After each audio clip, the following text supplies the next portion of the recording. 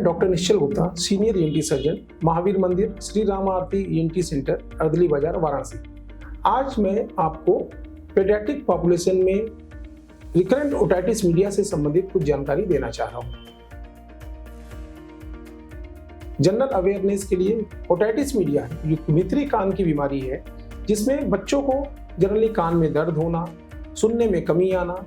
Recurrent बार बार year infections होना, ये generally problems होते हैं। तो एक जनरल अवेयरनेस पब्लिक में देने के लिए कि कैसे इस समस्या को हम समझें और बच्चों को इन बीमारियों से दूर रखें। रिकरेंट ओटाइटिस मीडिया एक नॉर्मल टर्म है जिसमें हम बीच के कान, मिडिल ईयर में इन्फेक्शन को डिनोट करते हैं। जनरली पेरेंट्स आते हैं जो अपने बच्चों को लेकर आते हैं, उनमें बच्चों में कान में बार बार इन्फेक्शन होना, सुनने में कमी आना, और जनरली बच्चा जब 5 साल से छोटा होता है वो पीरियड 3 से 5 साल का पीरियड जो है बच्चों में वॉइस डेवलपमेंट का होता है। वॉइस डेवलपमेंट के समय में अगर बच्चों को बार बार सुनने में दिक्कत आती है तो बच्चों की स्पीच डेवलपमेंट प्रॉपर नहीं हो पाती। जनरली कोल्ड के सीजन में और रेनी सीजन में जब बार बार अपर रेस्पिरेटरी ट्रैक्ट इन्फेक्शंस होते हैं जिसमें बच्चे को सर्दी जुकाम, छींक आना, खांसी आना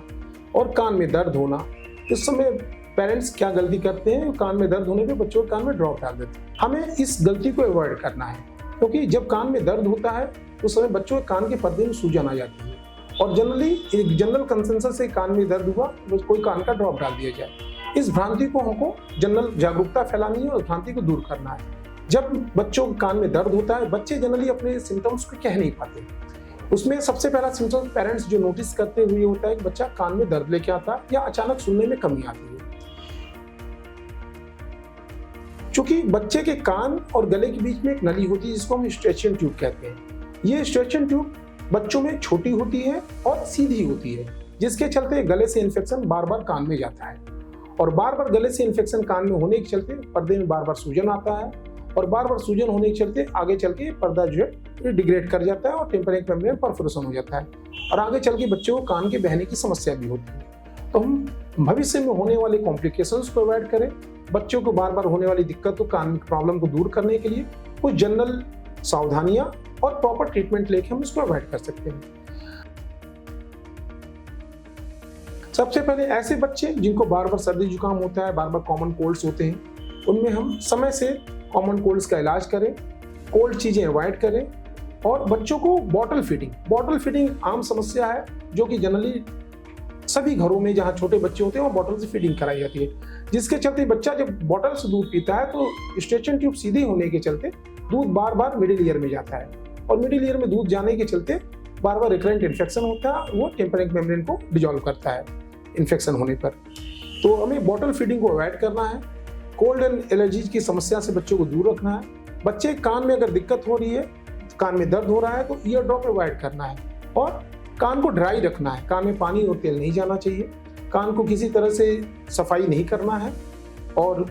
सिम्टम्स कुछ इस तरह के कान में दर्द होना या सुनने में प्रॉब्लम आने की सिम्टम्स होने पे हमको एक प्रॉपर नाक कान गला रोग विशेषज्ञ के पास जाकर एडवाइस लेना है ताकि कुछ शुरू में कुछ सिंपल ट्रीटमेंट जैसे एंटीहिस्टामिनिक्स, नेजल डिकंजेस्टेंट्स और स्टीम, इन चीज़ों से हम बिना मेडिसिन के या कम मेडिसिन से बच्चों के ट्रीटमेंट्स को दे सकते हैं और ओटाइटिस मीडिया को हम प्रिवेंट कर सकते हैं। ऐसे बच्चे जो 3 साल से कम के बच्चे होते हैं, अगर ये बार बार रिकरेंट ईयर इन्फेक्शंस होता है तो उनमें बोलने का भी विकास बाधित होता है और स्पीच डेवलपमेंट में डिले होता है। तो हम रिकरेंट ईयर इन्फेक्शंस को अवॉइड करके प्रॉपर ट्रीटमेंट देकर बच्चों के वॉइस डेवलपमेंट को, स्पीच डेवलपमेंट को भी आगे फर्दर स्ट्रेंथन कर सकते हैं। रिकरेंट ओटाइटिस मीडिया एक कॉमन प्रॉब्लम है, जनरली ये वायरल शुरू होता है और बाद में बैक्टीरियल इन्फेक्शन हो जाता है। बैक्टीरियल इन्फेक्शन होने पे ये बच्चे को सुनने में कमी आती है, कान बहने लगता है, कई बार कान के पर्दे के पीछे पानी जमा हो जाता है, कान का पर्दा चिपक जाता है, तो कई बार हमको मेडिकल ट्रीटमेंट लेना पड़ता है और जब ये प्रॉब्लम रिकरेंट होती है और कोमॉर्बिडिटीज जैसे एलर्जिक सिम्टम्स साथ में रहते हैं तो हमको उस केस में कभी कभी सर्जरी की भी आवश्यकता पड़ती है।